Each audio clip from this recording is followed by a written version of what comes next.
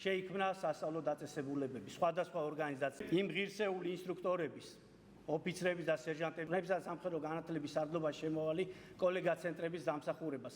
მინდა გაუსვა ხაზი. თავდაცვის სამინისტროს ერთ-ერთი პრიორიტეტი სამხედრო განათლების მაღალი დონისა და სწავლებების ახალი შესაძლებლობების უზრუნველყოფაა. ძლიერი თავდაცვის ძალები იწყება ძლიერი მომზადებით. ძლიერი მომზადება კი იწყება სწორედ აქ საერთო საჯარისო ცენტრში. ემსახურებები საქართველოს.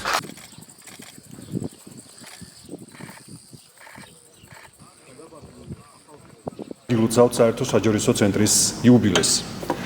თავდაცვის სამინისტროს ერთ-ერთი პრიორიტეტი სამხედრო განათლების მაღალი დონისა და სწავლებების ახალი შესაძლებლობების უზრუნველყოფაა. რადგან განათლებული და პროფესიონალი სამხედრო ქართული ჯარის წარმატების საფუძველია. საერთო საჯარისო ცენტრის საქმიანობა განსაკუთრებით შთამბეჭდავია.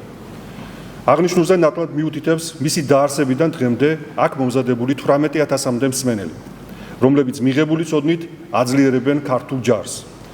ასევე აღსანიშნავია ეროვნულ და საერთაშორისო სწავლებებში ცენტრის წარმომადგენელთა აქტიური მონაწილეობა.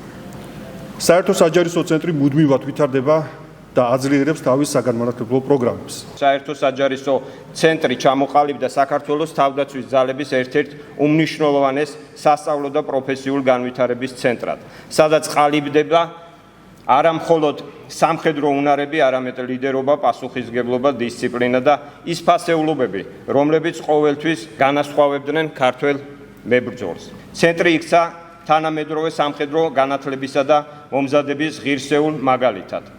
თქვენ შექმენით გარემო, გამოცდილება და ინოვაცია, რომელიც ერთმანეთს ავსებს.